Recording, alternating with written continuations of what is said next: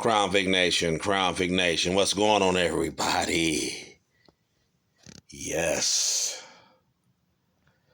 this is going to be a surprise and a WTF at the same time, guys. Let me explain. When I ordered these cams, and like I said, I was telling you guys, stock cams. Meanwhile, I was just roaming all over the internet looking for some cams, like some just stage one, some low lift, some low duration for just strictly torque. That would give me a lot more over stock torque. And I ended up running up on Howard's cams. The company I bought it from was American Muscle. Now, the issue comes with what they sent me was a cam that was way bigger than I thought and what was advertised on their site. As you can see, the duration of 50 is what the standard that we go by. And that number at the top right here is bigger than what the other cam was, and that was not supposed to be the issue. The 236 was actually 240 on the other cam, and I was trying to figure out how this happened. If you go to their site, this serial number is linked to a 3-valve cam, which I'm thinking, like, how in the world did that happen? These cams, which I kind of found out from certain different cam manufacturers, even Cushman's Motorsports, they make a cam with that 230, 236 in there.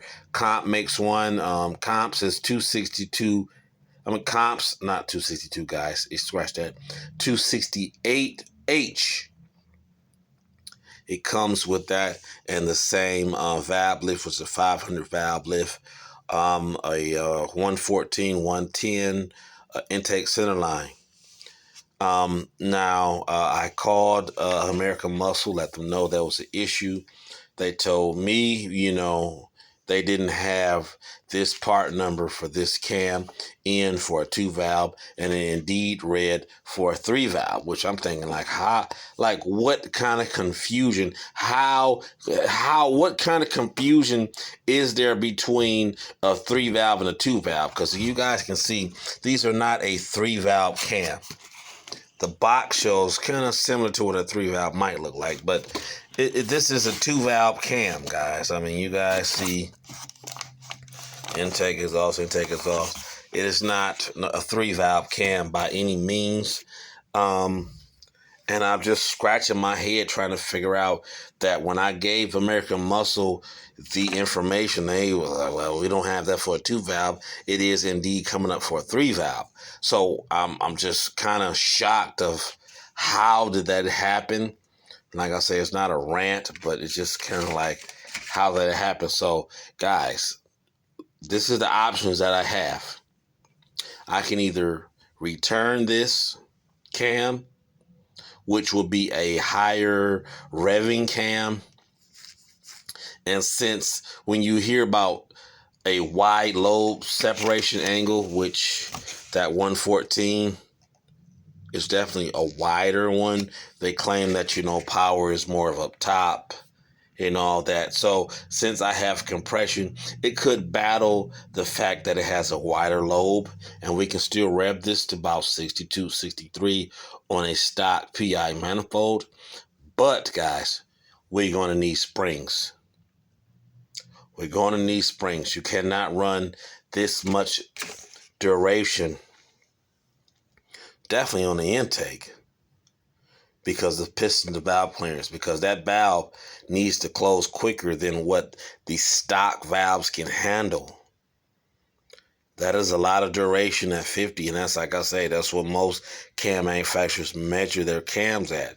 And the 236 on the exhaust wouldn't be as bad, but we could have went along with that because the exhaust has more clearance with the spring. So with a 240, we could have probably got away with it, but on an intake, there's no way you're going to get away with that without smacking a valve. The lift is 500, which the other cam was supposed to have like 472 area, which, you know, would have saved us a lot of hassle, most definitely. But, you know, I am kind of shocked of how this happened for sure, because the other cam, let me show you what I was talking about. The other cam should have been a 279993. The wrong one they sent me, which is for a 3 valve, is a 59922. So, I have those options. Either send it back. They claim that the other cam, the right cam is going to come from the Kansas warehouse, and this cams came from the Pennsylvania warehouse. The Kansas is supposed to be their main warehouse. So I said, how are you guys going to figure out not to send me the wrong cam again? Like, that's a good point. Yes, indeed is a good point. But yes, guys, I know it's a lot of rambling, but let me know what you guys think. Should I return these cams? They were at a competitive price. I paid $667 for them. And if you go anywhere else and buy cams, they're going to cost you anywhere from $870 and up. So I did look at the discount that I could have got running these type of cams. I have the ARP bolts, which are 12 millimeter, to go with these.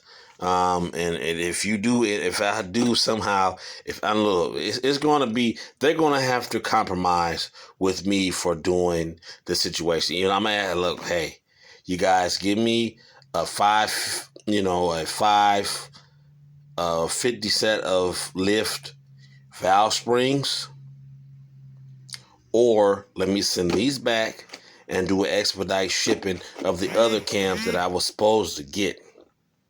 They're going to have to compromise, because I'm like, if I buy some valve springs, Brian Tooley is the cheapest, that's $150 something.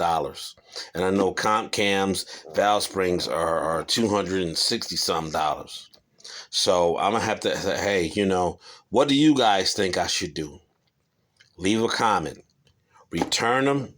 Get the cams that I originally tried to order that I don't need valve springs, or keep these and be able to rev higher, or would the other cams with a lower power range with a higher torque range be better than having these, even though I do have compression? I was like, well, if I get a set of springs, the Brian Tooley come with the plus 50 retainers, springs, and locks, for $150, but I have to wait, in between 4 to 5, 6 days to get them.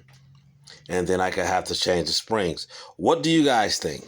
And then on these, I'm thinking I'm going to grind the Advance, but if I install these cams, I'm going to have to grind back here for the retard, because you have to be careful with piston to valve clearance, because the duration is what's going to cost us. Even though we're at 500 lift, the duration is going to dictate how long with the, when the, and this definitely is a lot less overlap is when the piston and, the exhaust and the intake valve is open at the same time. So, but it's going to be something I have to test and try. So guys, I know this is a lot to gather the information, but if you look at it a couple times of what I'm trying to explain to you, you guys will know. Send them back.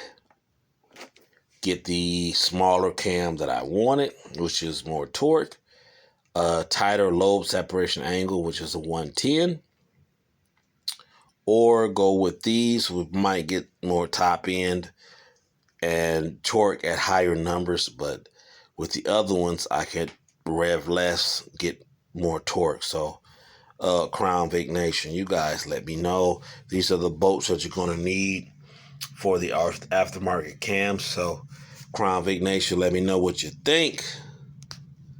The surprise is out the bag, but we're gonna have to figure it out. Peace.